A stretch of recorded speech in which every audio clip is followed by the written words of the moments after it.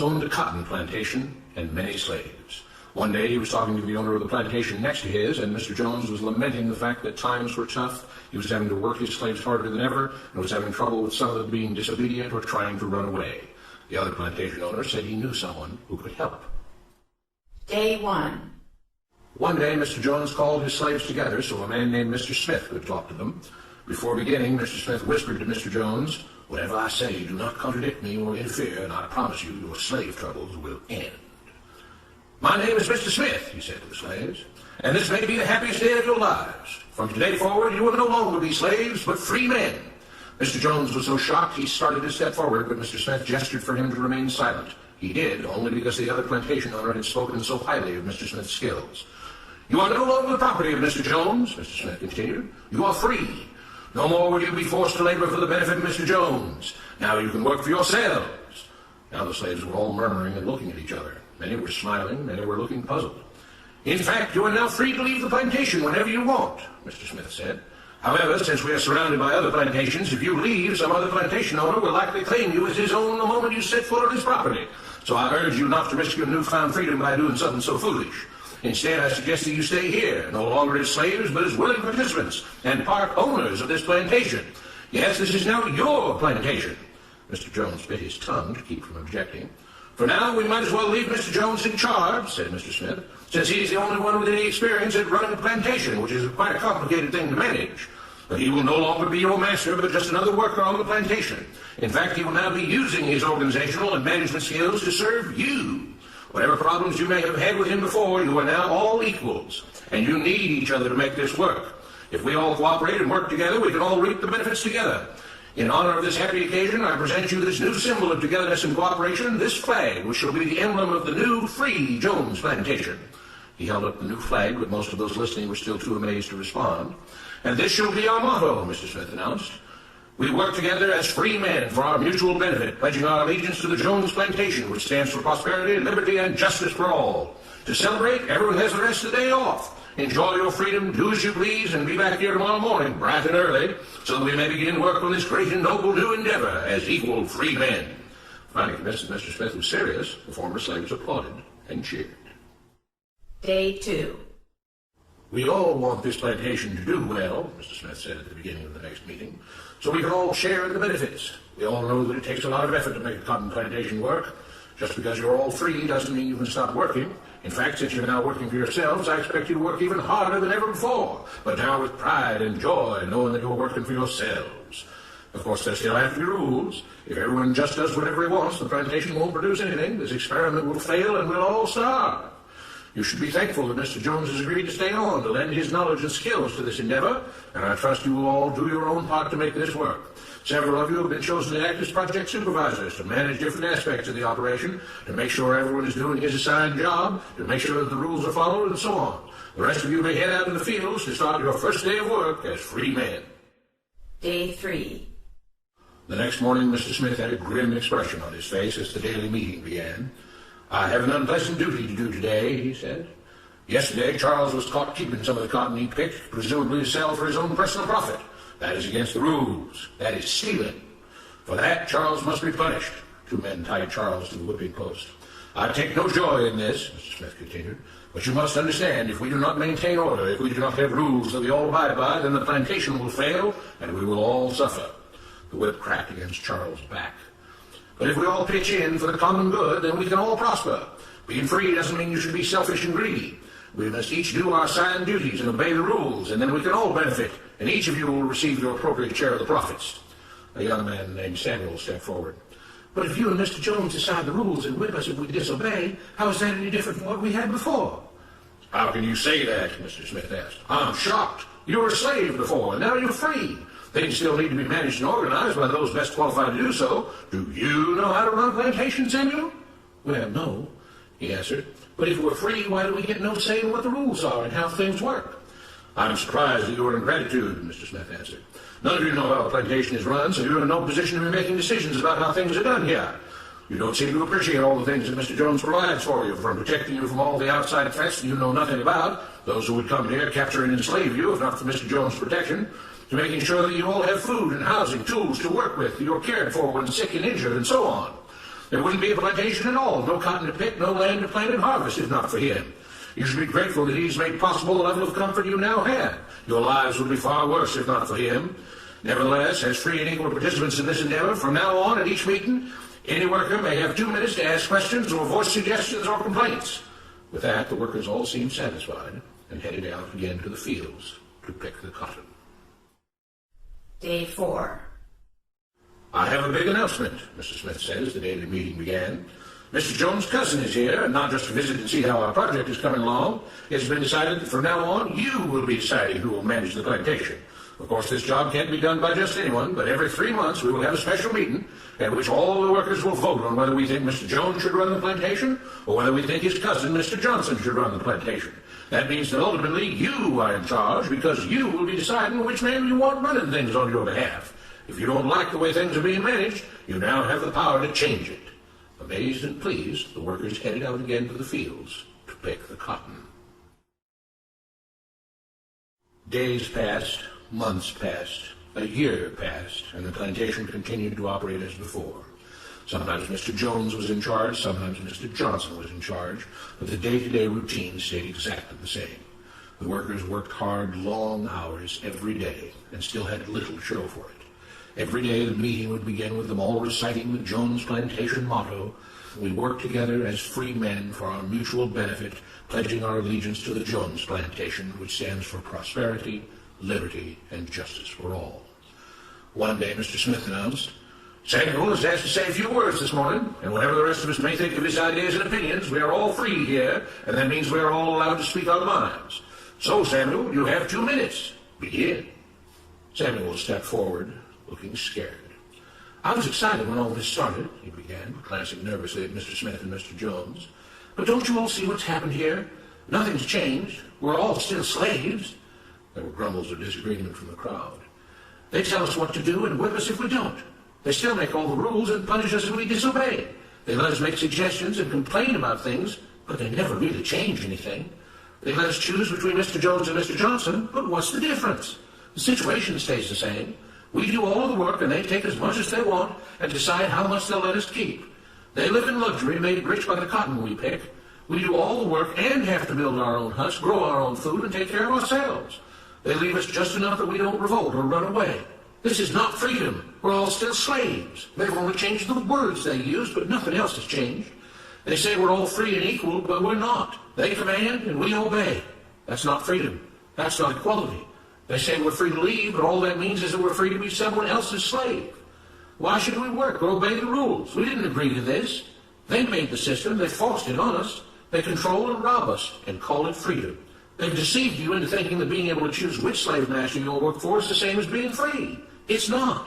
Open your eyes. If you keep what you produce, they call it stealing.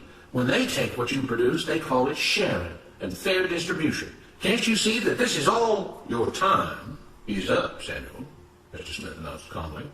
At his gesture, 2 supervisors grabbed Samuel by the arms and led him to the whipping post.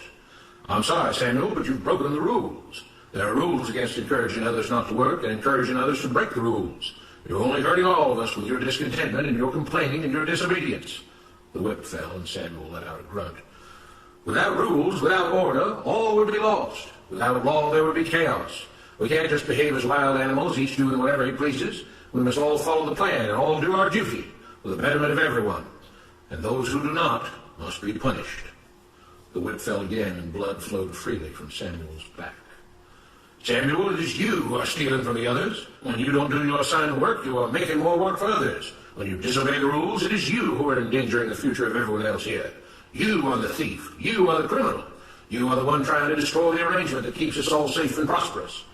At every lash of the whip, the other workers cheered louder and louder, some yelling curses at Samuel.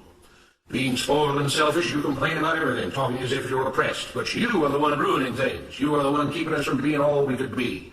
It is your greed and your rebelliousness that is hurting all of us. They all play by the rules," Mr. Smith said, gesturing at the others. "What makes you think that you don't have to? You think you're above the law?" There were loud yells of agreement as the whip fell again. "We must maintain order," Mr. Smith proclaimed. "To make this plantation great, to make it so that we can all be happy and prosperous, to have the society we want, there have to be rules. We all have to contribute our fair share to this great endeavor, and we cannot tolerate actions and attitudes that seek to undermine the amazing things that together as free men we have achieved and will continue to achieve. Mr. Jones was smiling as he gave Mr. Smith a pat on the back. The crowd was cheering so loudly that none of them had noticed that Samuel had died.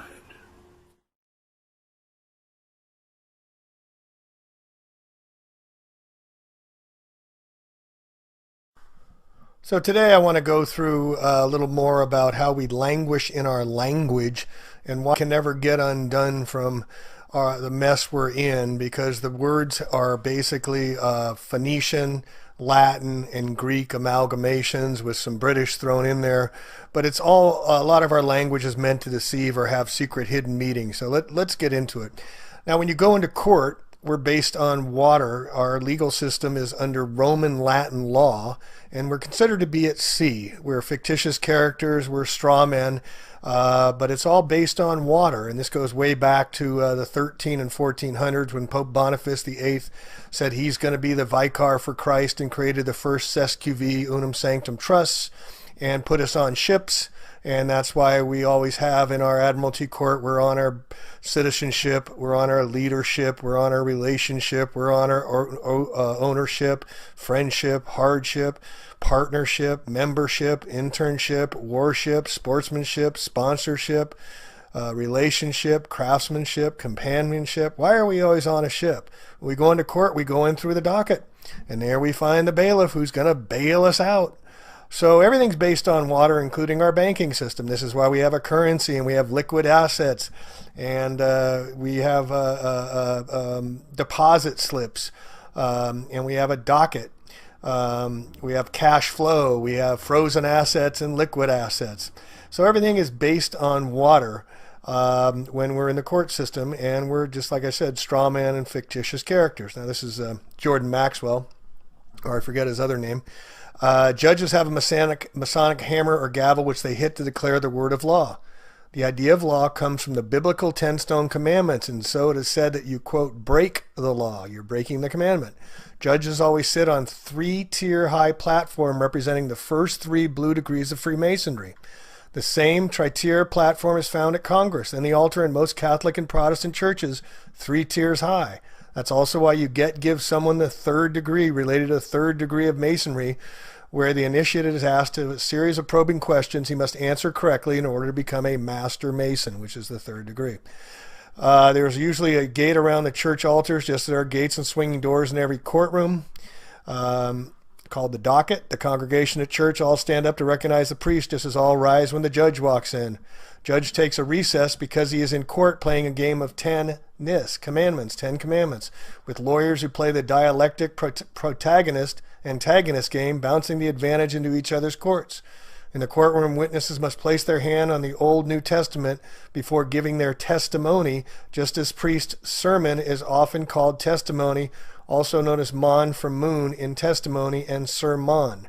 Also, to testify used to be you had to grab your testicles in the old, and that's why women could not testify, because they could not grab their testicles to assert themselves in court. Also, the black robes are satanic Satan robes, and the gavel is the phallic gavel of a penis that he's ruling with. As a witness swears in, one hand is placed on the Bible while the other is held up. In church, where parishioners feel the Holy Spirit offering during psalm, they will hold one or both hands up to praise the Lord. Quote, then when you get further into Saturn, you begin to understand his color is black, and he was god of one of the many different Semitic tribes or groups, and one of his symbols was a square. Then you get into the square black mortarboard that the university or high school students wear when they graduate. When you graduate from high school, you come out of the processionally with a black robe, which is black for Saffron, the god of Hebrews, requiring that you wear the square mortarboard on the top of your head. As I said, this is Saturnian in principle. The square mortarboards are, of course, used by the Freemasons for their plaster, so that is why you wear a square mortarboard when you graduate, ultimately becoming an alumni. It all has to do with Freemasonry. It all has to do with control of the education in this country. Freemasonry is owned by the Jesuits. He doesn't go into there. Jordan Maxwell doesn't go to Jesuit, or recently has. Square mortarboard on the head is usually black, the color of Saturn, one of the ancient Hebrew gods. This is the same black used on the robe the judge wears when he is going to throw you in jail, because black represents Saturn. Saturn is the old Semitic god. This is why churches and courtrooms look the same today, because when you go into churches, you sit out here with the poor folks in the chairs, out here in the pews, but you cannot go in onto the lifted higher elevation. You can't go inside the gate. You can't go inside the little doors. Only the priest can go inside there and officiate you. You stay on the outside with the poor folks. The altar is always raised at least 3 tiers, because in Egypt that was the way it was always done. The altar was always raised so the people could see the representative of God dressed in black. The priest comes out on the altar dressed in black, and he's officiating for you. He is the mediator between you and God. That is the same thing that happens in the courtroom. You walk in and you're a part of the poor folks sitting out there on your ship, and here's the fence or gate that separates you. The attorneys, who are known as bar attorneys for British accredited registry, registered under the City of London, all U.S. bar attorneys, you must be a member of the bar to practice in the corporation of the courts, who are for-profit corporations in our legal system, and the attorneys are pledged to the British accredited registry, or bar, where the corporate papers are based in Puerto Rico. The attorneys go inside the gate, and you are the mouthpiece to talk to God and see if you can get off. And the lawyers will be the mediator between God and the judge who judges you and man. That is where all this comes from in our society of today. All right, we can go into court. We have a hearing and present oral arguments to plead our case. The spoken word over the written word. That's why it's Phoenician, or definition. Definition. Get it?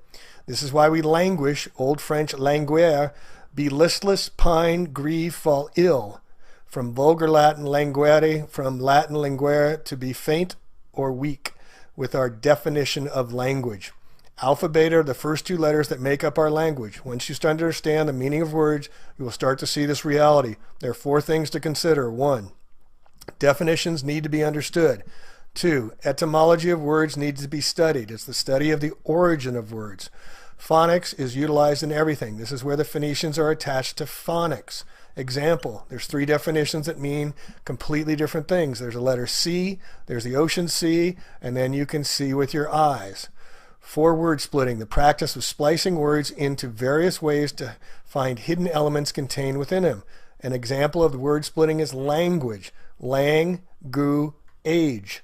Lan means monster that protects the noble ones. Gu, the god of war, and age, the age of the zodiac. So the final meaning of the word language is a monster of war that protects the noble ones, or golden gods, throughout the ages. Language, as we languish. A little sidebar fun. Why do we have noses that run and feet that smell? Why do we drive on a parkway yet park on a driveway? Why at a ball field, if it hits the foul pole, it's considered a fair ball and a home run? And why do we call it a freezer burn? Did you notice the term words is an anagram for the term sword? Switch the letter S in the term words to the front and you get the term sword. The letter S goes one way and then the other. So it also crosses over the other side equally and can go both ways, like the S in snake, serpent, slither, sin. The letter M is shaped like a mountain. V for a valley. T as in top. B for breasts. And D for dome, and C for crescent. Do you think this is by mistake? Do you think this just happens? No, this is all by design, folks. Words are like swords because they can be used to harm you. In a way, words are more powerful than swords for the reason that they can harm or heal you at the deepest levels of your being. In Greek, the term word means logos. The word logos is defined as, quote, the source that controls the universe, the written word or inspiration of God, or a logical and rational argument. In ancient Greek philosophy, the word logos is defined as, quote, the controlling principle in the universe. Belief includes the word lie in it, in the middle. To be lying with an F. Alien, a lion. They're lying to you folks about the aliens. And then when you tell your vision, you tell your lie to your vision.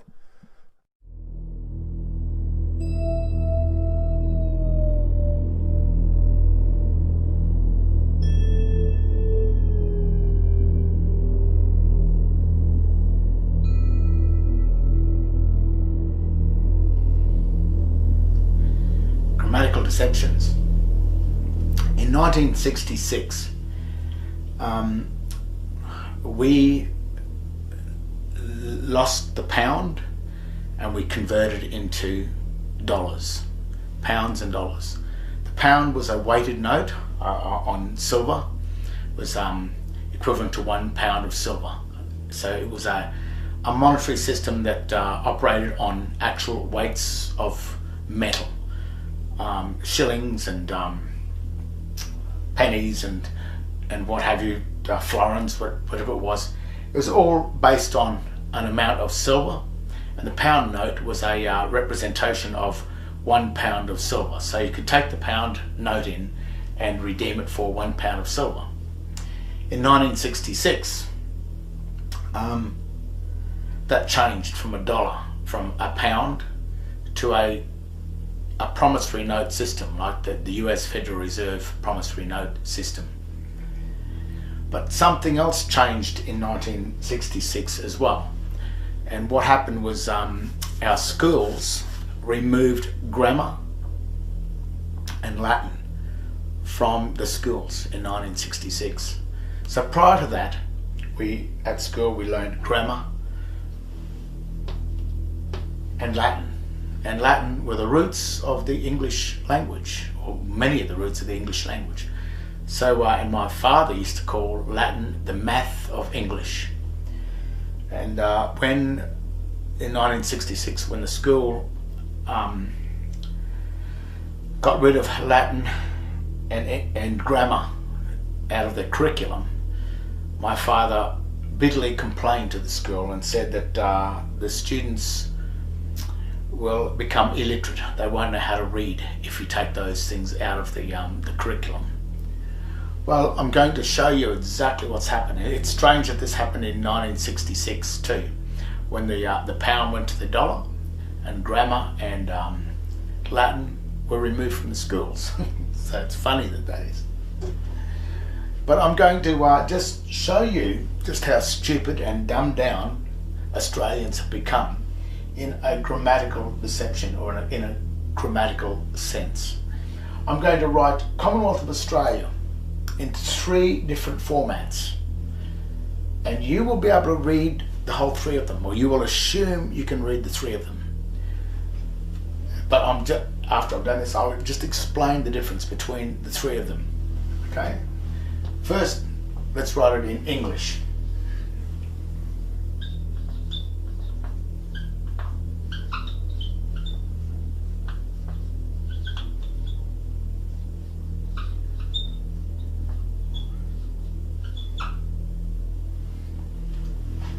You can read that, Commonwealth of Australia.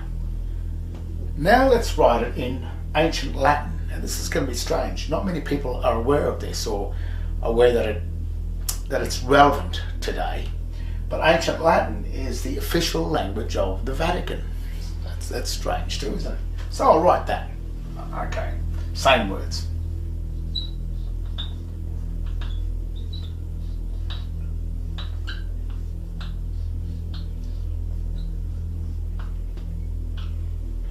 Hyphen.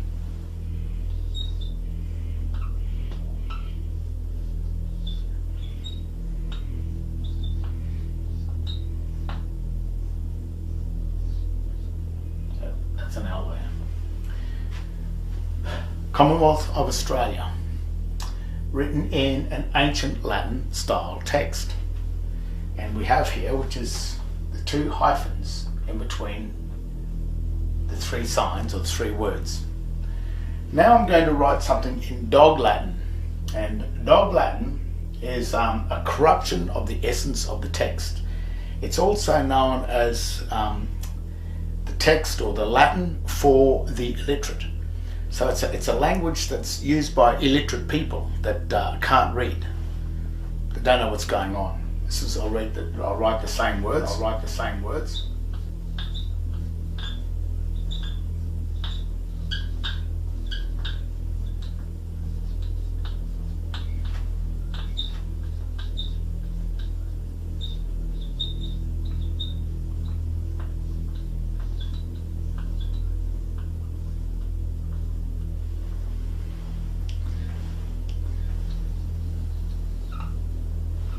English,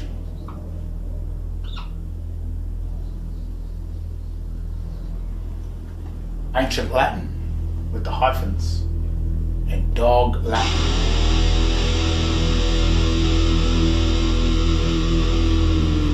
The Latin for the illiterate, people that can't read. Now, English, these are all three very recognized languages. But the thing about the grammatical standing of these three types of written language is that they don't have any jurisdiction with each other on the one document.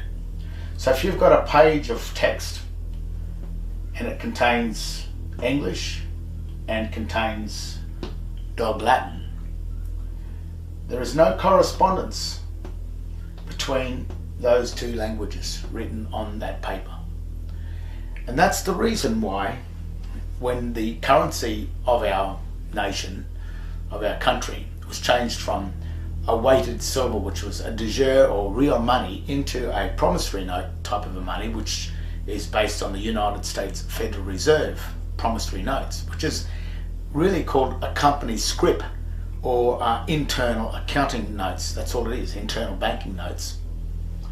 After that happened in 1966, they removed the grammar and the Latin from the school in order that the people start to assume that this is English. Now, you know something's wrong with that. If you saw that written everywhere and you saw a hyphen in between the words, even if you didn't know your Latin and your grammar, you would instantly know, well, that doesn't look right, there's something wrong with that. There's nothing wrong with it at all. It is another language. But when you read this here, Commonwealth of Australia, without the hyphens,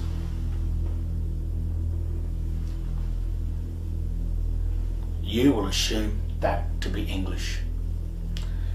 And that mistake that has deliberately been allowed for you to do is actually what destroys you from standing as a true Australian,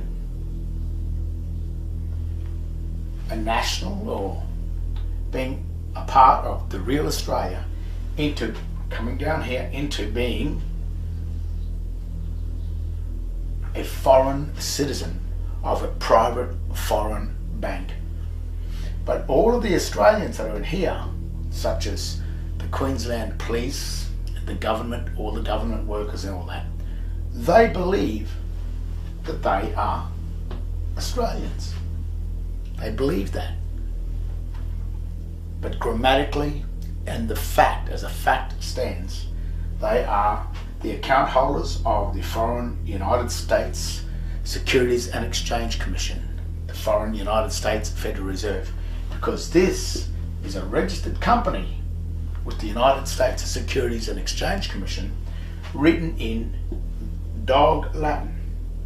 And dog Latin, the way they make dog Latin is by using the grammatical rules of English and mixing it with the written hieroglyphic, all uppercase text of ancient Latin. And by removing the hyphens, they use the grammatical rules of English instead of the grammatical rules of Latin, which are two very different types of rules, grammatical rules of each one of these texts, in order to make it look like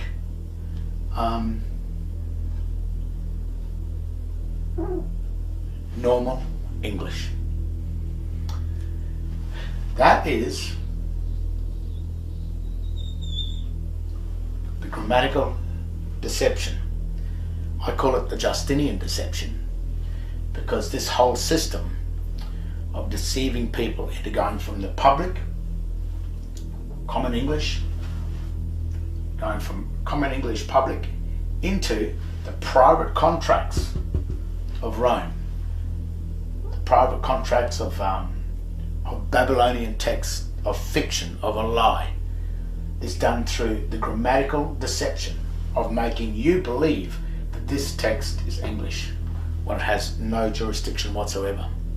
So if you get your driver license or your passport and you assume that your name, where it says your name, and your name is written in an all uppercase dog Latin text that is really a hieroglyphic sign or illustrative text. It's symbolic text, which cannot be a name. Only a name can only exist in proper English as a capitalized with the first letters of each word capitalized. That forms a true name. Now that you understand that, if you go onto the website under the Governor General, and you will start to see just how confusing things start to happen. Even if you ring the Governor General, ring the office and ask him, they've written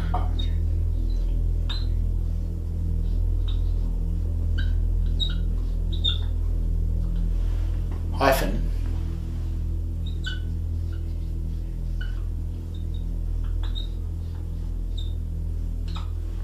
which is right. But what that is doing, when they write Governor General in the all uppercase text that is in ancient Latin, what they're saying is that this Governor General belongs to the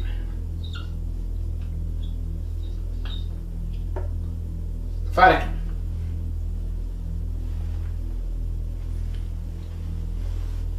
But then what they do, they've got that written on the website, which is now in proper ancient Latin with the hyphen there, which renders the two signs, Governor and General, coming together as two signs in order to make one sentence inside.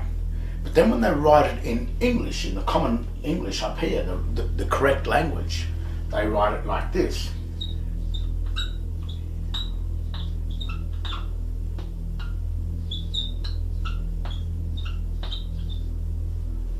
They hyphenate the English. Very clever trick that these usurping foreign corporations, these foreign corporate banks are doing to the people of Australia. Because what that does is destroys the English text, because to create, to make two words appear as one name, as in Governor General, this would translate as this.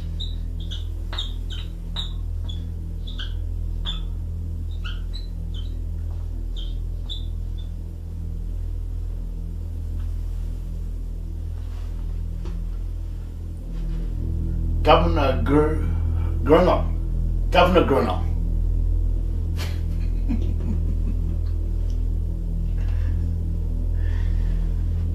Because that hyphen there is used to join in English, is used to join a broken word back together, or join two words together as one. And that's how some words are made before the word is actually made into one word. The hyphen is used until eventually, as time goes by, the word becomes one.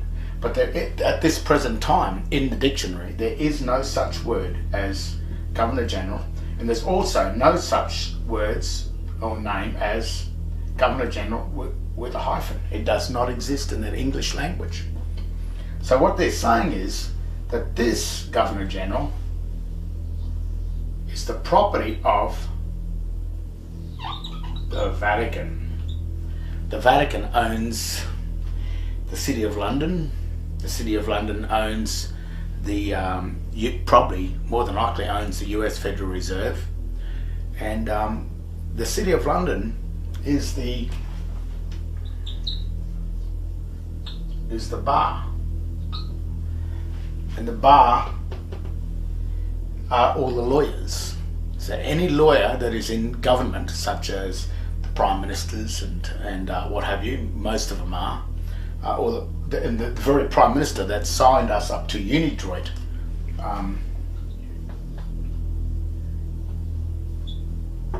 in 1973, was Gough Whitlam, who was a lawyer who had sworn an oath to the bar, and the bar was the City of London, which is 1 square mile inside London, that belongs to the Vatican. So what's happened is somehow or other, the Vatican has taken away the proper, true government of Australia and replaced it with one of their corporations. But the only problem with the Vatican, even though it operates under proper, recognised ancient Latin signs, we have been given a fraud. This is a fraud.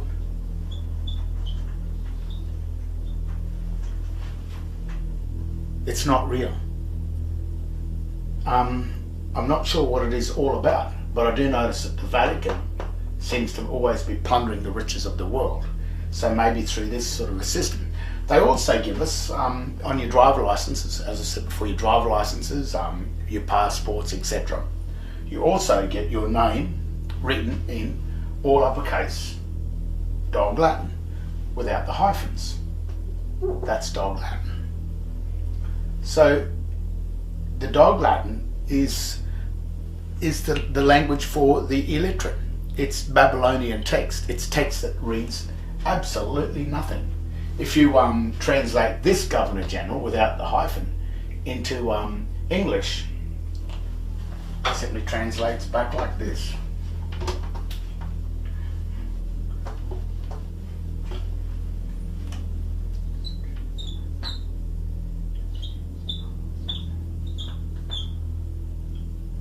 Full stop. General. Full stop. Because Governor General, written in Dog Latin, which is using the ancient Latin text with the grammatical rules of English, renders this as Governor full stop General, which is not the Governor General. And that is same with your name.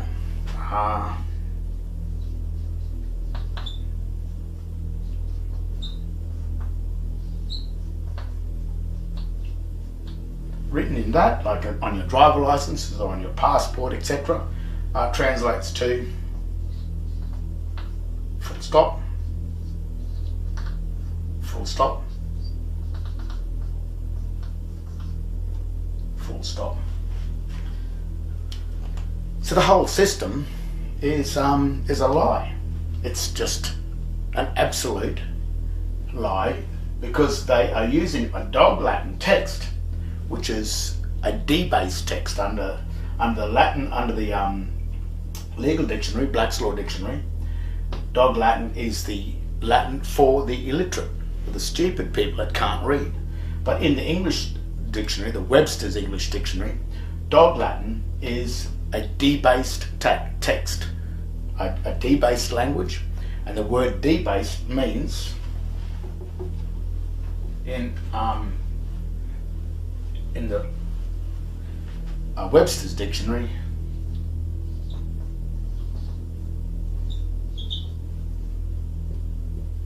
criminal. It also means debauched. It also means immoral. So that means it is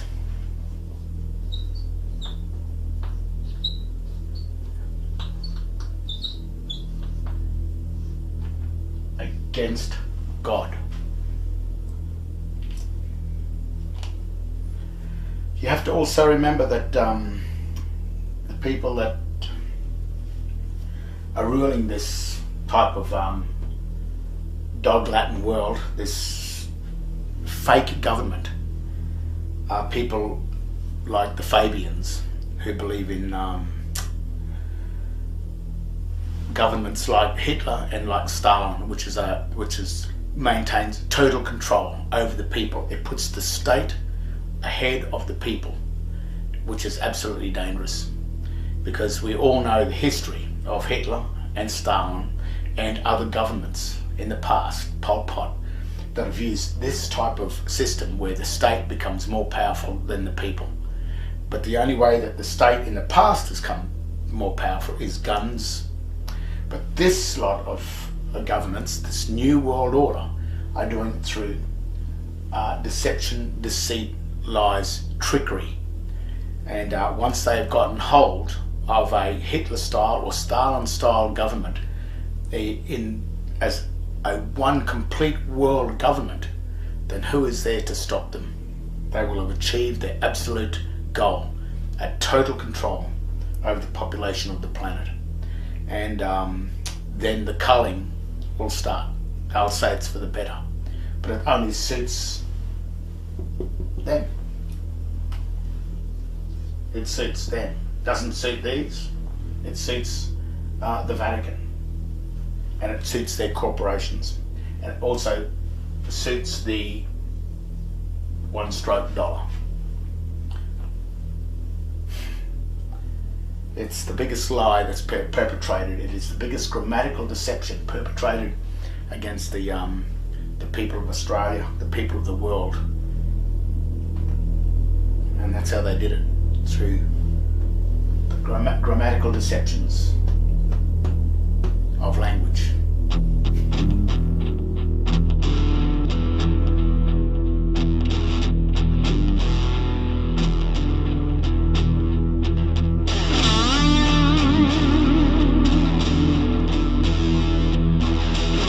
Question: what is the most important word of all time? The answer is no. Most people will spell it N-O, but the answer is K-N-O-W. Completely different meanings, but exactly sounding the same. It's meant to confuse by obfuscation. Matthew 11:15. He that hath ears to hear, let him hear. Earth is art of the heart. Earth. Move the H to the front and we get heart. Hear, hear. Nothing is true. Everything is a lie, folks. They play games with us for a long time. All right. Another word that has a strong connection to the term word is the term light. Light is sometimes referred to as a photon. In physics, a photon is usually indicated by the symbol Y, which is the lowercase of the Greek symbol gamma. Some etymologists believe that the Greek word gamma is where the word grammar originated from. In English, grammar means, quote, the study of classes of words, their inflections and their functions and relations in sentence, end quote. Spells are cast in schools and spelling, and the bell rings at each class to disassociate from the last lesson. This comes from Pavlov's dog theory, where they rang the bell and the dog would salivate. So they instituted the bell system into public schools and most schools so that the children, when the bell would ring, would forget what they just learned. You must remember the people in power do not want you to take their power. So they'll give you a little way up, and then they'll set up progressive taxes, but they'll never get to the top. You'll never take their power away because they're controlling everything. The ringing bell was taken directly from Ivan Pavlov's behavioral science theory. Origins of our deceptive and deceiving language. Language is used to interact with one another. It's paramount importance in understanding law. We speak Phoenician each day without even knowing it. It's the language of sound. Before they had the written word, it was an oral history, oral language. Pick up the phone, phonics. Science of sound, from the Greek phone, sound, from pi root ba, to speak, to tell, to say. What is definition? It's a statement of the meaning of the term or the word. Or is it something else? Is it Phoenician that the Phoenicians and the Canaanites have defined the way we speak still to this day, thousands of years later? So you go to the elections and you make your selections, but they're really gross misdirections. When people vote, where do they do so? In a voting terminal or polling station. People are voting, not voting, because they are going to the polls, which the electric battery polls have positive and negative to place their votes on the candidate that they want to see out in charge. The politician that receives the most votes is that one that is going to be put in the position of power. It's called power. It's not called power politics for nothing. It's also why we got credit charge cards. We're using electric. The Electoral College of Electors are the ones that actually determine who will be president, not any popular poll, media, or statistic. Registering to vote is an admission that the declarant is subject to the exclusive legislative power of the corporate Congress and is a 14th Amendment citizen, a second-class citizen when you register. Regis means crown. Stir means to enroll. So you're enrolling in the crown. Regis, crown. By voting, you are contracting as a straw man, a fictitious character in the eyes of a law, a human resource, not a human just being. That's why they call us the Department of Human Resources, just like water resources. All right, a sidebar. Did you know the Jesuits invented the Fahrenheit thermometer? That's why when it unfreezes, it's at 33 degrees. Get it? All right, now we went through the banking stuff already with the liquid, frozen, liquid assets. Common law is also known as maritime law. Mar means sea law. This was in the 14th, 15th century. Like I said, the Testamentary Cesquive Trust placed all lost souls at sea. So when we go into court, we sail in on our citizenship to argue about loss and damages of our contractual relationships, partnerships, and ownerships. It's all about monetary loss and injury compensation. Who did what to whom? When we enter the court to play ball, we'll see who win in the docket. This is where the ship's birth. The rules come down from the 3 Blue Masons degrees with phallic gavel to determine who is liable. Okay, resident. Res means property or thing. To identify is ident. Identify the property or thing. You put a P in the front and capitalize it and means principal. So the president of the corporation of the United States of America, capital letters, Washington, D.C., is the corporate CEO, the president. He's ruling over the property or the thing. That'd be us, folks. Also, when you're born, you slide down your mother's birth canal and you land on your birth certificate where the hospital's paid to register, and so that banksters can account for you into securitized debt from the bankruptcy the United States never got out of since 1933. This is why the more debt they run up, the more we owe.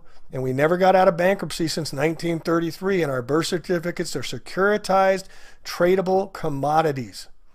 All right, a government. Govern means to rule or control. Ment is for mensa or mind, to control the mind. They tell us what they're doing.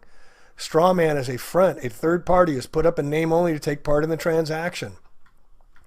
Term is also used in commercial and property context when a transfer is made to a party. The straw man for the purpose of retransferring the transfer in order to accomplish some purpose not otherwise permitted. We're not humans, folks. We're a legal fictitious entity. Since your birth, your artificial person has been considered a slave or indentured servant to the various federal, provincial, and municipal governments via your state-issued, state-created birth certificate in the name of you in all caps. Your birth certificate was issued so that the issuer could claim exclusive title to the legal person created. This was further compounded when you voluntarily obtained a driver's license and social security number, also all in caps. The state even owns your personal and private life through your state-issued marriage license, issued in all caps. You have had no rights since birth, marriage, nor will you have them even in death unless you recapture your straw man. The name on tombstones and cemeteries are also in all caps. The state holds the title to your legal person. It's created for your birth certificate. That's why they give you a certificate, not the actual title. The holder in due course of the instrument, that is yourself, has to reclaim and redeem it. The straw person is a person according to the legal dictionary. Person, a human being. An entity that, such as a corporation that is recognized by law as having the rights and duties of a human being. So this is how they give you the rights, but they don't give you the acknowledgement as being a human being. So what is a human being? It's a person of the male sex. According to Black's Law Dictionary, which they use in the Roman Catholic law system we're still under today after, since 1400s. A human being is a male sex, a male of the human species above the age of puberty. In the most extended sense of the term includes not only adult male sex of the human species, but women and children. In feudal times, it was vassal, a tenant, or feudatory. All right, April 1933, this is when Roosevelt, the Knights of Malta, and Freemason made executive order. All persons are required to deliver on or May 1st all gold coin bullion now owned by them in the Federal Reserve. So they took our gold away. Now we're $21 trillion in debt, folks. Do you think they're going to do it again to us? Look at the new $100 bill. Half of it is completely in gold on the right side with a gold inkwell, a gold feather, and there's gold writing in the background. And if you look very closely, It's the second paragraph of the Declaration of Independence talking about abolishing the government, the new $100 bill issued in 2013. All right, in June 1933, we operate as a commerce. Commerce is based on agreement or contract. It's contractual law. That's why you sign your name, now a thumbprint or a swipe. You are agreeing to the fictitious character as a straw man.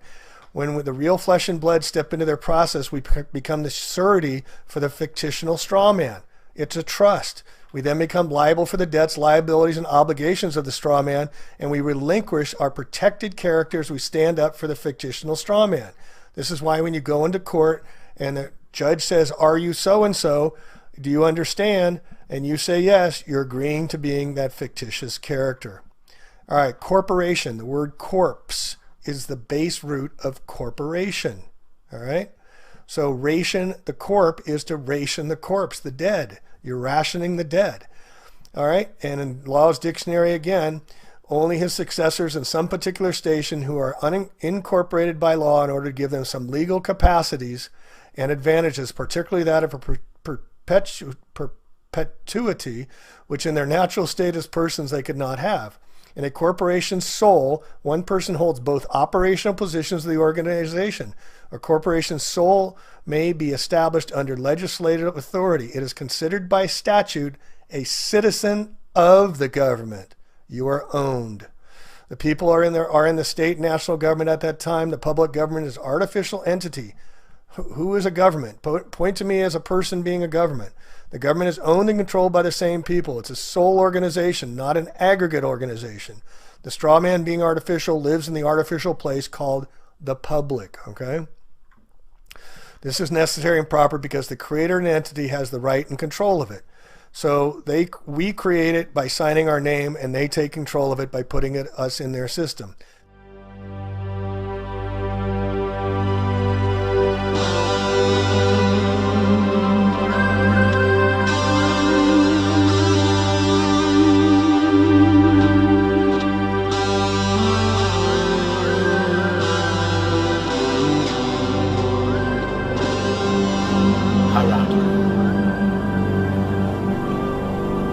I'm going to show you sort of the rank of how the governments sort of really work. It's a system where one would assume that the President of the United States holds sort of the highest rank because he's got the biggest military or whatever. But that's not quite so. There's ranks higher than him that he must obey, so to speak. And if he doesn't obey those ranks, well, then he could destroy the whole system. But I'm going to try and explain, or show you, give you a schematic or a diagram of just where these ranks, or how this rank works, and where you as a man, or as a Christian, or as a pagan, sits in this rank. And but just before we do that, the English explanation of this word here, it just simply says a system in which members of an organization or society are ranked according to relative statutes or authority. Now there's two things happening in there: relative statutes or authority. And each meridian or each trust has its own version of laws and statutes and authority, but the trust itself may be answerable to trusts above it.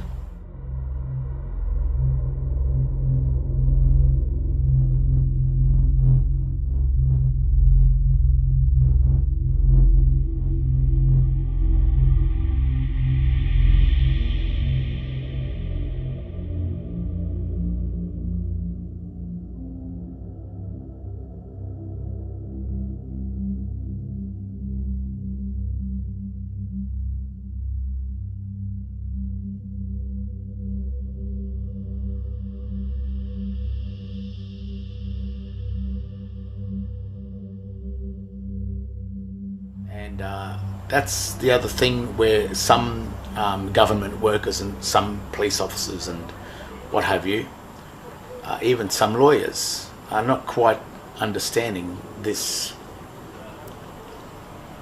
the way this system really works. This is a quick rundown of just how the authority kind of works. And first of all, we have God. This God is the God of existence.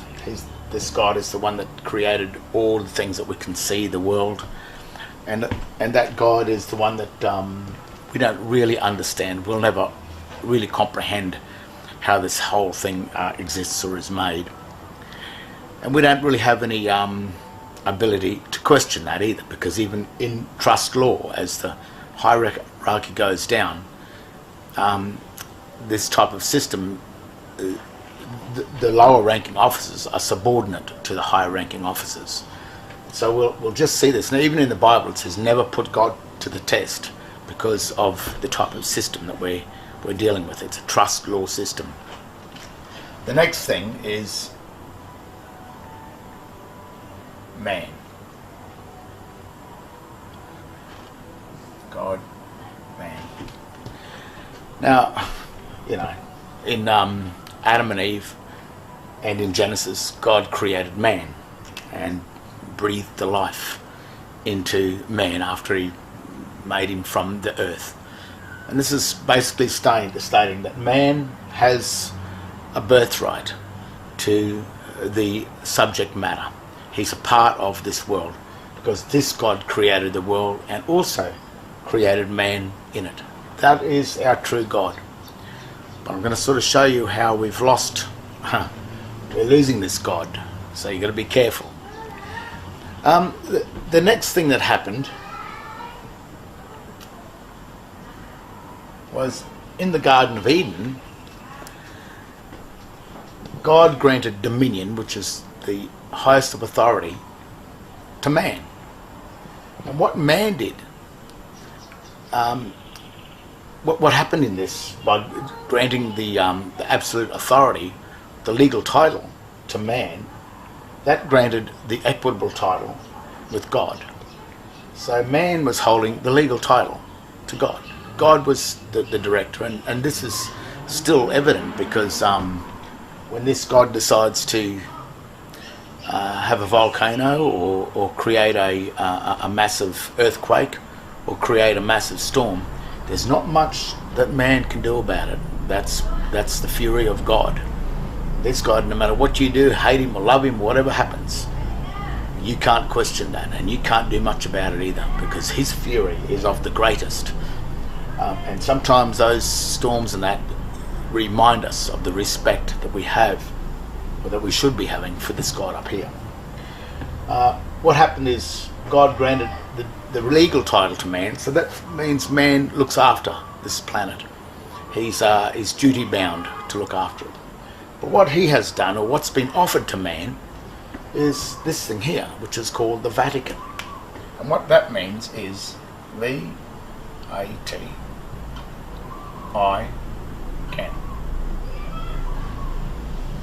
Vatican, which means that I can, which means holder I can. And that's the third rank down now. This is the beast of burden, and he's offered this up to man, and what he said is, you give me the legal title and I will give you the equitable title, and I will then serve all the debts, settle all the debts of the meridian of the Garden of Eden, which is the earth. So then he controls the he's the debtor, becomes the debtor of man. But man created this. God didn't create it, man did. So the God of the Vatican is man. That's Adam.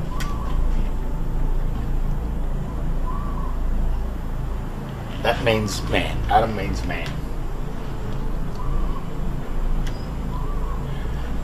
Now, why would someone want to pay the debts of man? And that's because this people here, it knows how to confer the debts of man back onto man. Now the next hierarchy down is the debtor. So the Vatican creates a debtor for the Vatican. Man created the debtor to pay the debts of man. It's the Vatican. The Vatican creates a debtor. Babylon.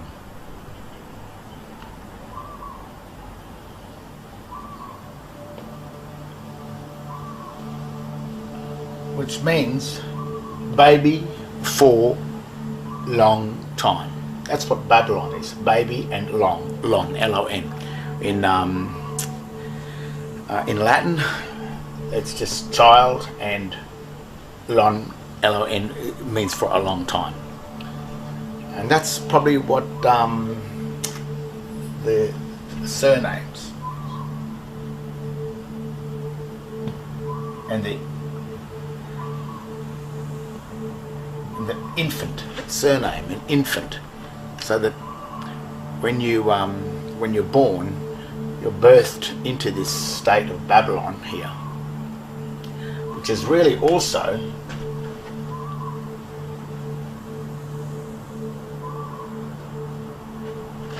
really or the Roman Empire, or it's the debtor of Rome. And what Babylon does, then it needs to create a debtor. This is the Vatican, and this is really Rome. Babylon is Babel, the old Babylonian text and everything. It's in the Bible. It's Babylon's been recognized. It exists, and it exists today. The United States, the Pentagon, that's Babylon. I'll even show you why with the Babylonian text as well. And what Babylon has done is it created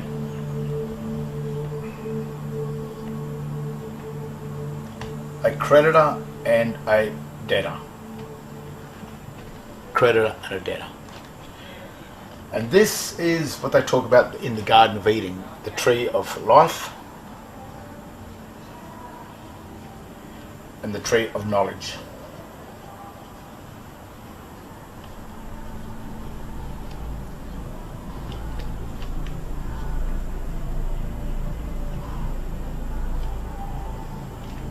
Tree of life, tree of knowledge, creditor, debtor.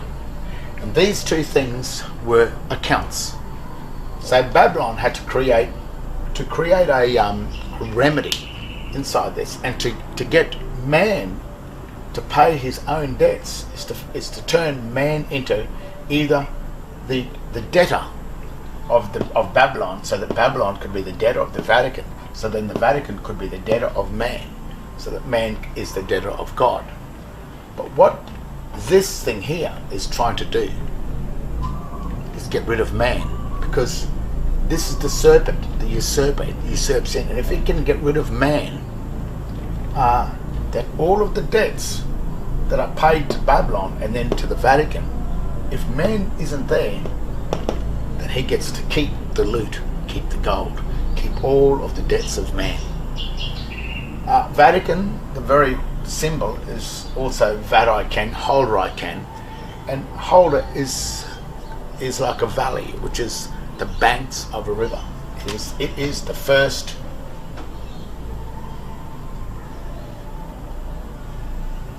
the bank. That is the bank. There. That is the director of the flow of current, the currency, in relation to a charge, when charges are forced against us.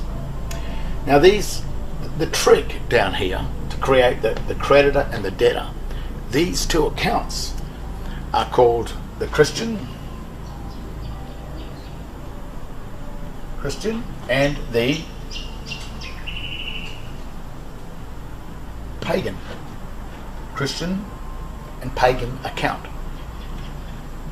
So how does it get you to hold the pagan account, which really means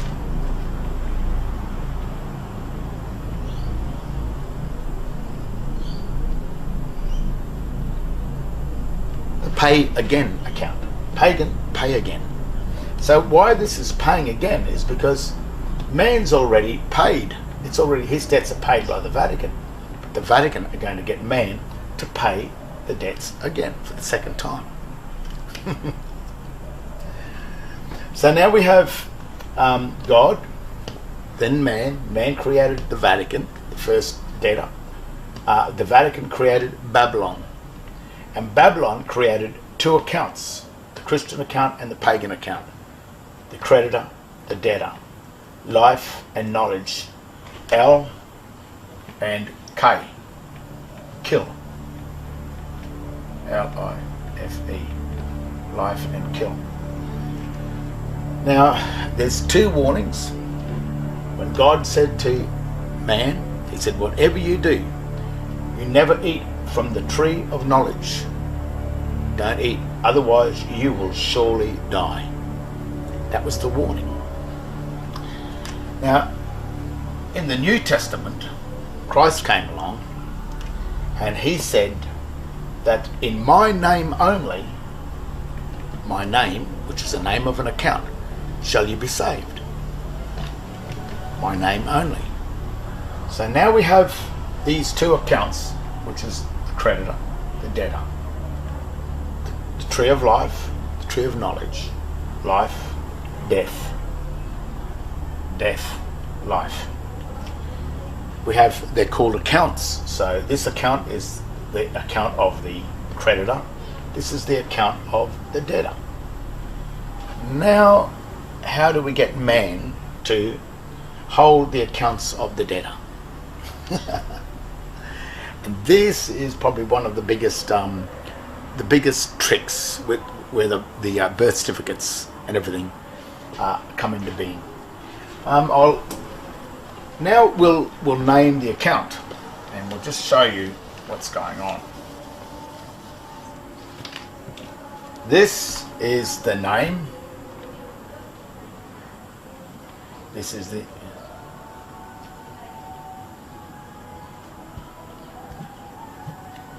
name and surname. Have you noticed that's on your birth certificate? And then when you look at your birth certificate, let's talk about John Paul Smith. John Paul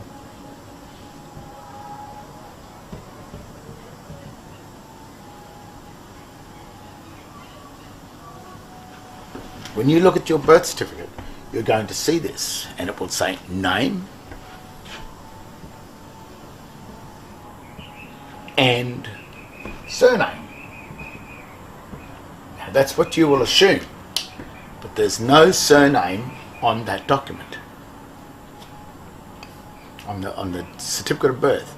But there is a name, John Paul, as your Christian name or given name, and then it says surname. And then that's where the Smith will be, the surname. That's made you sort of assume that's your surname. And then when someone asks you, like a police officer or someone from the state, from the Babylonian state, which is the, at the moment, it is probably the United States Securities and Exchange Commission that owns all of the nations of the world, as well as Canada and as well as Commonwealth of Australia and as well as the United States. Babylon owns these things, and that in modern day is more than likely the US Federal Reserve, which is that bank, and the United States Securities and Exchange Commission. So if you go into Canada or Commonwealth of Australia or any of the corporations, the Commonwealth Bank of Australia, Microsoft, if you look at these companies, Kentucky Fried Chicken, McDonald's, they are all registered to the United States Securities and Exchange Commission. So they all stem from the one world government, Babylon. Now, when you look at your name, John Paul Smith, if you're illiterate and you don't know what's going on and you haven't been taught how to read the signs at school, and just remember what Christ said. He said, in my name only shall you be saved. And then the other thing he stressed was, you must learn to read the sign. Because there's two things happening in this: English and sign. That is called a Babylonian, or it's actually called a Latin or ancient Latin symbolic text. This is a descriptive text. It's completely and utterly different. But if you're an illiterate pleb, actually is what they'll call you, this is what you will assume this name to be.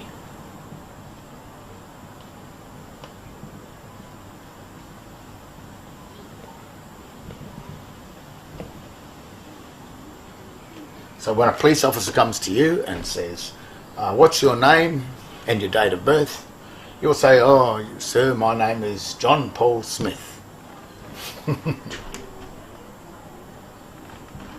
And yet the name written on the birth certificate says John Paul. So straight away, someone's made an error, someone's made a mistake. And if you're the one that's claiming John Paul Smith to be your full name, when John Paul is your full name on the birth certificate, then that police officer has been trained to, as soon as you give a full name, which includes your surname, which is incorporated with your real name, it's an incorporation, and a presumption, he will take authority over you straight away. And what it is, under a form of water law salvage rights, because you're not John Paul, you claim to be John Paul Smith, and John Paul Smith, in law and in fact and in reality, John Paul Smith does not exist. Only John Paul in fact exists. John Paul in reality and in fact, John Paul Smith in reality and fact does not exist. So that enters them into the world of fictions. So rather than you being a man, you will become down here a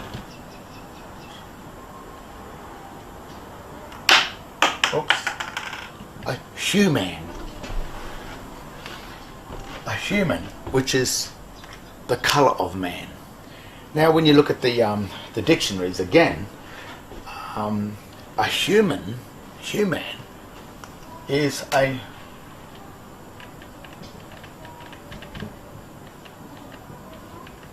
monster. And then when you go into monster, the word monster is a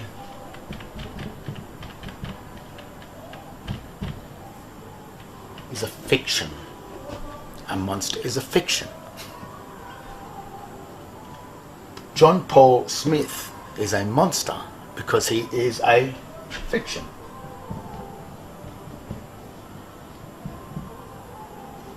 Also a human. And the other thing which is very strange about this is the minute you incorporate any two items together, any two things together that are incorporated in relation to the Vatican or the water law, it becomes a person.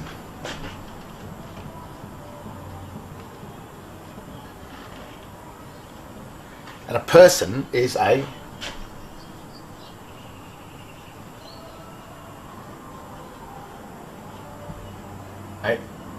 corporation, corp speaking, which means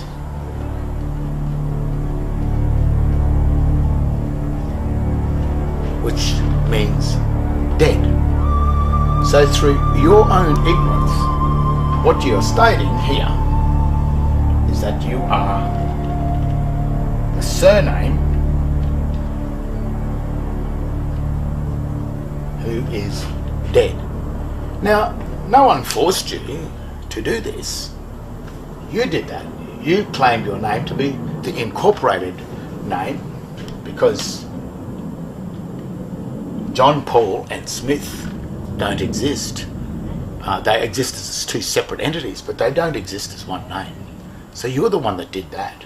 You're the one, through your own ignorance and your own inability to assume that you are right. Yet Christ comes along and said, no, you've got to learn how to read the sign. He didn't tell you what the sign, he just said you learn how to read the sign. Well, if you know how to read the sign, you'll know straight away that, oh no, that's sign, that's not my name. That's no part of it. Sign is sin. Sign is sin. That's what it means.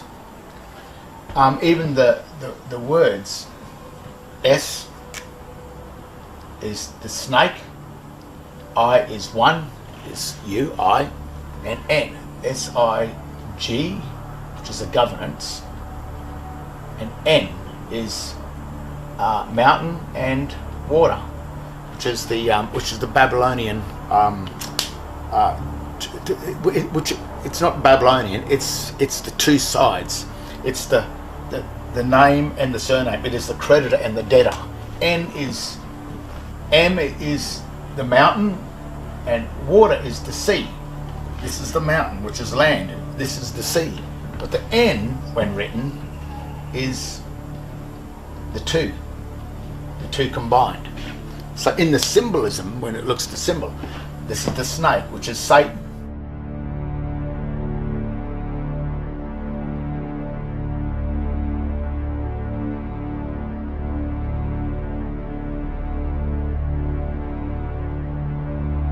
You've become dead through your own false presumption that you thought that your name, John Paul, with the all uppercase symbolic Smith, was one name.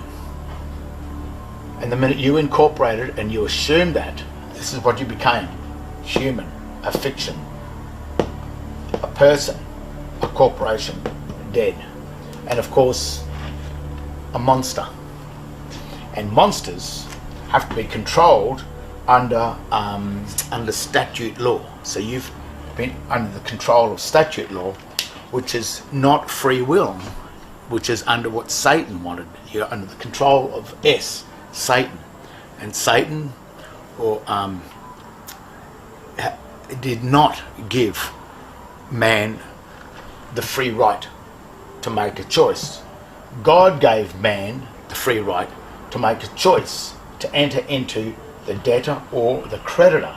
But how you make that choice is by learning what Christ said, by studying the Bible and working out how the Adam and Eve trusts about in relation to 1:26 of Genesis, where God granted dominion to man over the land, the air, the sea, and the thing that creepeth.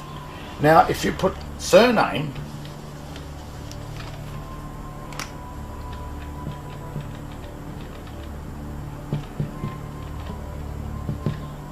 into the Latin dictionary, surname means the thing that creepeth up from below.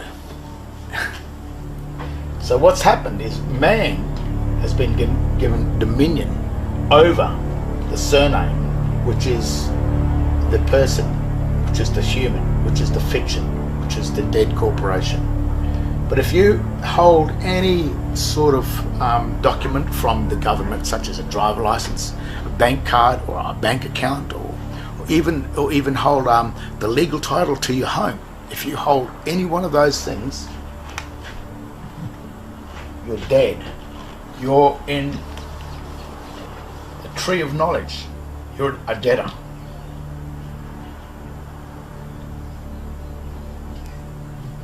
You hold the legal title to it, and you have lost your equity, because in trust law, he who holds legal title cannot touch the equity without license. And this goes right back to the Garden of Eden, because when Adam ate from the fruit of the tree of knowledge, which is the tree of the debtor, when he applied for the credit card, the minute he did that, he was thrown out of the first garden,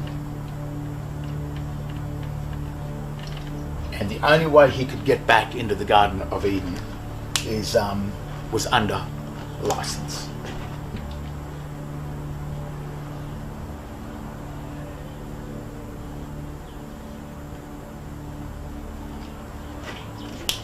Now remember that that maxim. He who holds legal title cannot hold the equity without license. And the license to hold the equity is granted from Babylon, which is the Vatican, which is the bank. So when you sit down here, when you're dead, then you need a license to do anything at all. And that's what's happening to you. You want to go fish, you want to do anything, you want to drive a car, because anything you do in Eden, well, while you're the debtor, you must have a license. Now remember what Christ said over here. He said, in my name you shall be saved. So what happens is this name here, John Paul, is the creditor.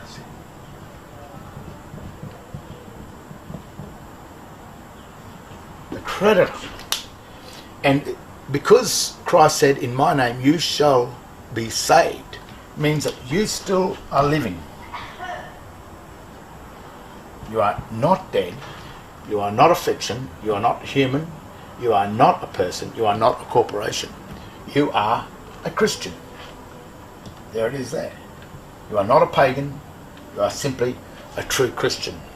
The Christians that go into the church that you see on every Sunday, they are not Christians. They are pagans. They believe that they're Christian, and that's what this thing is doing. He's the usurper. He's the trickster. Satan is always the Lucifer, the illusionist, where he presents himself as God. Because persons, the only God of a person, which is the only God of a debtor, is Babylon, which is the Vatican. The Vatican created these things here. The Vatican created the incorporation. When two names or two things are joined together, that's it. But when you're Christ, you only have one name. You don't hold any legal title, anything. When you learn how to operate this account, this Christian account over here, you will start to realize that you can have anything you want. Ask and you shall receive. And that's how it really does work. Now, the account name, just to finish off, this is where the real trick has been in here. The Christian account, or the credit account, is John Paul. And the debtor account is the surname. The surname is not just the Smith, because John Paul and the Smith belong to us. That's our name, and this is our heritage. So both names belong to us. So the state can't make a claim over the family name or the heritage or the Christian or the given name. It cannot make a claim. But what it makes a claim over is incorporation. So as soon as these two names are assumed as one, that is the property of the Vatican. That is the state of affairs of that governing system. This is the Christian account written in proper English, and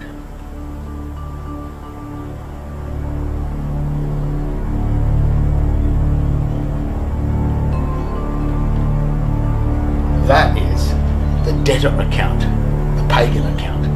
That is, so if you hold this name here in proper English, you become the debtor. So when you walk into a court and say, I'm walking into this court, I am a living, breathing man, well, yes, you might very well be that. But the magistrate, who's the administrator, which is Babylon, and the administration, well, it's here. That's what this thing is. Here's the I on the bill. The administrator, which is the magistrate, the man will walk in, I am the living, breathing man, Your Honour. And he will say, yeah, well, that's fine. Do you hold a driver license? Yes. What's your name? My name is John Paul Smith. Well, the magistrate is obligated to set up a salvage trust, salvation, for this, because this person down here, this man, has been lost at sea. He doesn't know who he is. He doesn't know his own name. And there's another maxim, is if you know not the name of the thing itself is surely lost. So if you walk into the court and say, I'm the man, but my name is John Paul Smith, and I hold a driver license. The poor old magistrate, he sits there, what can I do about this? Okay, so he sets up a trust and then gives him a little bit of justice that's seen to be done to make him feel a bit better, but still whacks him anyway, and whacks him as a debtor. And then once he's got the debt, he can't get out of it. You've got to pay, because debtors pay the bills. And if you're one of these, the full-on debtor that's agreed to be John Paul Smith, because you read John Paul and the Smith in sign language and you assumed it together, that's not his problem. You assume that. You didn't do your homework. You didn't learn how to read the sign. You didn't learn your grammar. You learned nothing. You remained as a pleb, as a dumb idiot, as someone that's... You just remained dumb. So the magistrate, he's just got to administer you. The Vatican, he's got to administer all of you. So what he does is that he throws you on the Vatican ship at sea, in the Holy See. And you lose all your rights then to land law. You lose your standing as man and as Adam. And only because God said, whatever you do, do not eat from the tree, or do not eat the fruit, be a usufruct of the debtor account. Don't do that. Otherwise, you will surely die. There's you there.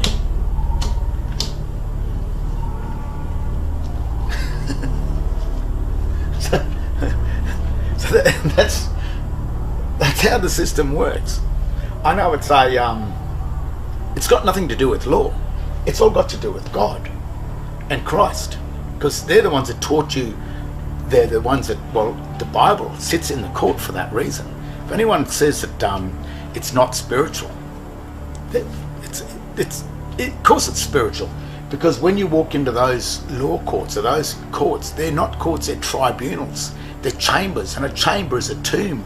They're dead. That's why the magistrate's wearing that black robe. He's mourning the dead, and you're walking in there and you are dead. You probably go, poor fellas, they're all dead. And very rarely does any one of these ones come into that court.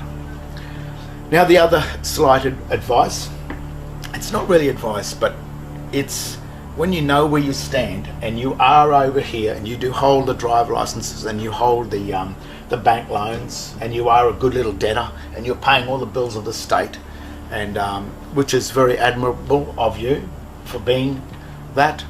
And I think sometimes the state will thank you if you're a hard worker. You will get a good life inside the state. But when it comes into a charge, when you've been charged with any form of a charge account, and you are the debtor and you hold the driver license to prove that you're a debtor, because the name of the driver license is written in the all uppercase language, which is called the ledger language, or the dead ledgers that are on tombstones, or it's also called an engraved image, which is another thing that God said, do not worship the engraved images, which are the engraved images that sit on top of the tombstones, which is the ledgers, and that's the stuff that comes in the mail.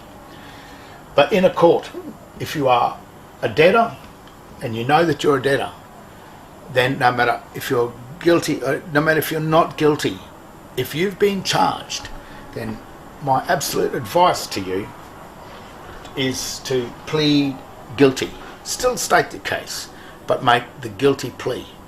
Because in the United States Libor Code, the enemy of the United States, which is the enemy of Babylon, the enemy of the administrator, is the belligerent officer. And the belligerent officer is the one that pleads not guilty. Because if you walk into a court, you're walking into the court saying, well, yes, I am the debtor and I'm not going to pay your debt. That's what you're saying. The other thing, what it does in a legal sense, the magistrates love it when you plead not guilty, because the minute you plead not guilty, you violate the military codes, which is the law of the sea, the Holy See, and you put yourself into a state of conflict. And once you're in a state of conflict in military law, the administrator has right to administer the conflict. So you're handing over all of the power over you to the state, because you have become the enemy of the state.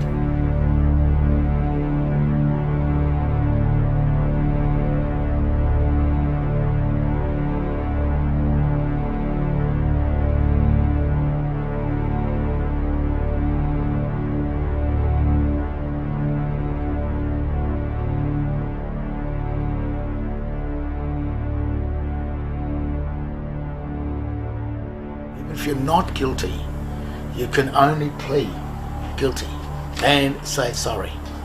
Because when you have operated, when you've walked into this and you've chosen to be the debtor of the state, you have no rights. And don't try and get them. Especially the idiot people that walk in and say, I am the living man. You got a driver license? Oh yeah. Lost. Completely dumb, stupid. The other thing is, do you need to come back to living man? One of the biggest things is the difference between coming back to being a living man. You don't have to be a living man. You don't have to come back to walking into that trust, because this is outside the system. Once you simply hold the creditor account, Christ becomes your trustee. Christ is your trustee, and that's all evident on the second certificate of birth, because on the second certificate of birth it states in black and white that the full name John Paul Smith is in the custody of the Registrar General of the certificate of birth, which is the state. So it's stated on that and signed. They've even told you that they own this, and the minute you hold that, then you become the trustee of the Registrar General. But if you don't hold this name and you simply hold this name here, then you become the director of the Registrar General. You don't have to come back to living man, because Christ has given you a remedy within the world of the dead, which is the dead corporations, which is from Christ on down to 2017 AD. From that time we live in the world of the dead, in the chambers of the water law. But inside that system, the Christian trust is the remedy within the world of the dead. The minute you walk into a church, above every church you will see that sign, and that sign means, that's why it's found on top of tombstones as well. It means dead. So when you walk into a church, you know that that is the house of the dead. If you are this over here, a true Christian, then you don't walk into those places, because that is for the quasi-Christian, the people that think they're Christians, but they're not. Even other churches, you'll see that if they ever use this type of writing, the all uppercase text, then if they're using any form of symbolic text on the signs or any form of sign language, it's another dead giveaway.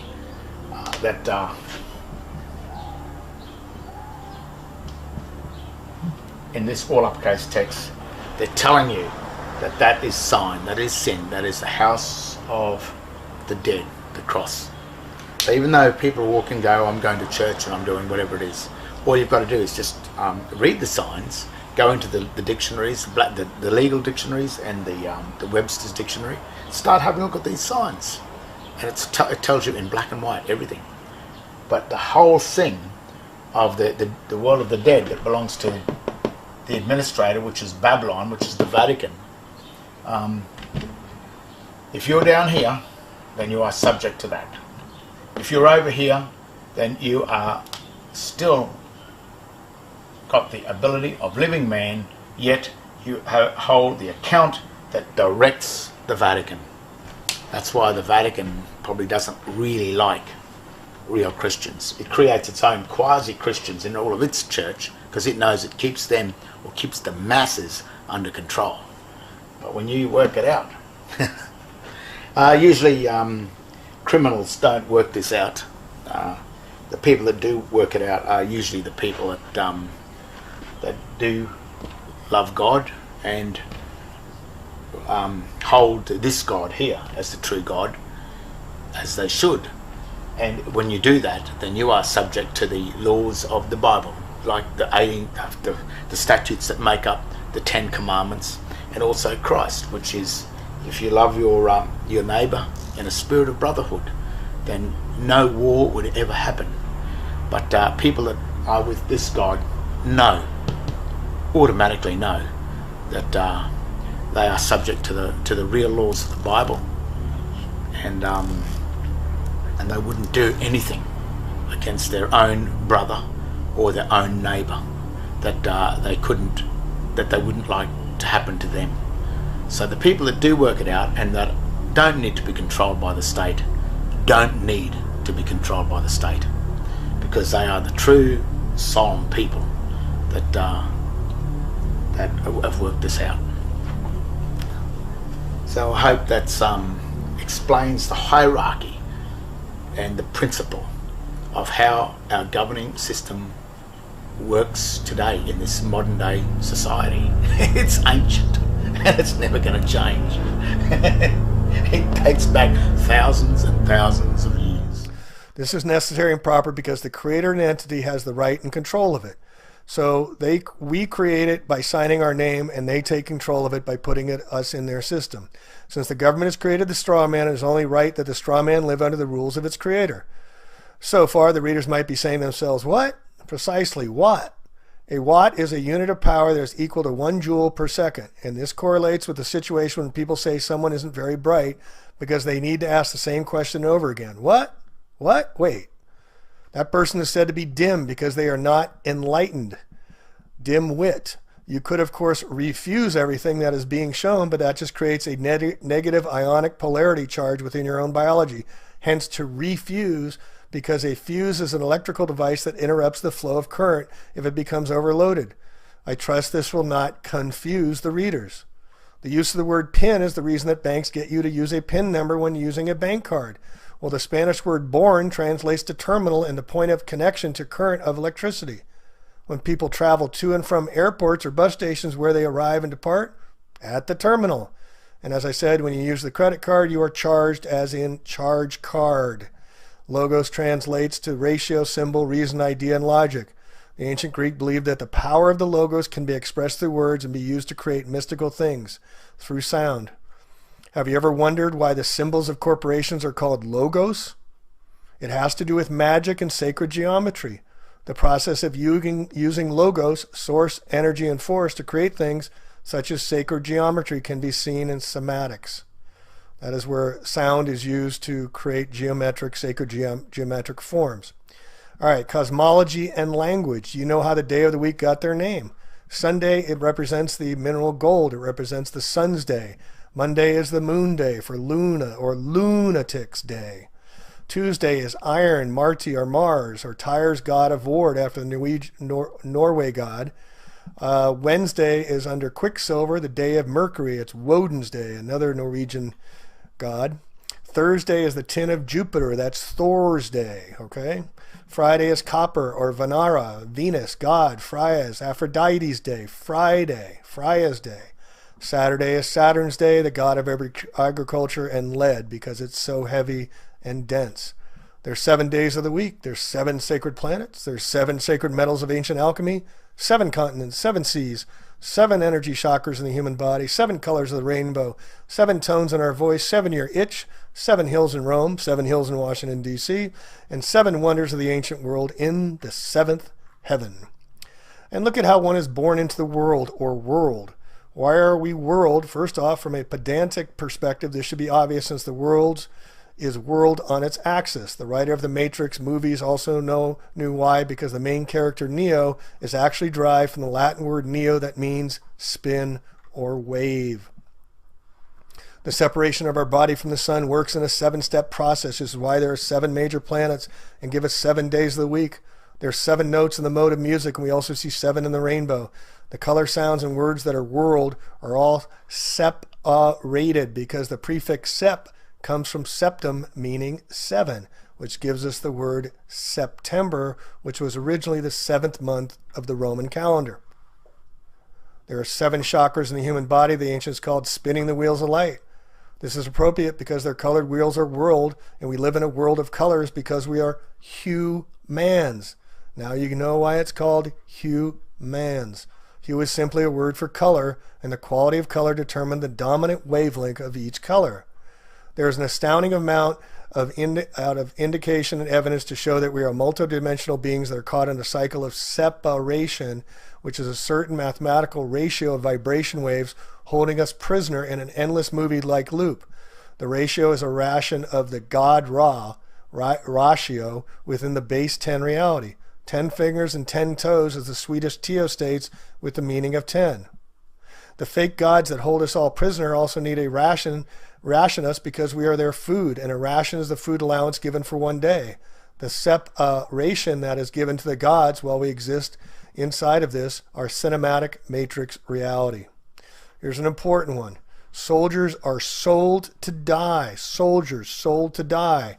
And that is why they have dog tags issued to them, as Henry Kissinger has famous said.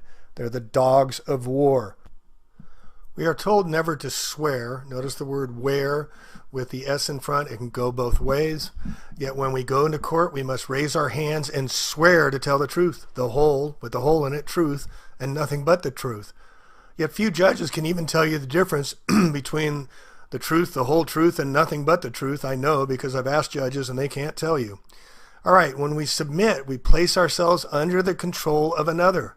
So when you submit an application, you are yielding your power. You let down, you put under, you reduce. When you apply for an application, you put one's faculties to some task or career. Is there a war on drugs? Then why are there drugstores on every corner? Is there a war on drinking and driving and DUI, driving under the influence? Why do they sell liquor at gas stations? To get you gassed? So this is why bail-ins are becoming so common now around Europe. A bail-in is when the banks come and take your money out of your account and say, sorry, it's not there anymore. They call it a rehypothecation. This is stealing by the banks and brokers for their own purposes, are called a bail-in. This is happening more and more, and with the United States, $21 trillion in current debt, I guarantee you money in your bank account is going to be taken at one time or another, folks, because it's a promissory note and it's not your money. It's electronics on a screen, but you go and try and get your money out of there more than a few grand, good luck with that. And if you do get more than a few grand and have to fill out all the forms, the IRS is going to contact you. Department of Homeland Security is going to attack you as well. And if you believe the FDIC has enough insurance to cover all your money in the bank and everybody's, think again, folks. We're $21 trillion in debt. How can they have money but print more money of fake non-value behind it? This is why they're coming for the gold. All right, a police state is a revenue agent making money, revenue agent that enforces the corporate government contracts and protects the assets of the corporate government, including human resources. It compels performance, no injured party necessary. One who has policing powers is found in a police state. They're enforcers of policies. That's why they become policemen. And to register literally is to the queen, as I said. The regis meaning king. This is why you get a certificate and not title on your cars as well. The original car manufacturer owns the title, but you get the certificate. When you enroll, you register your child. You put it into inventory. Did you know that?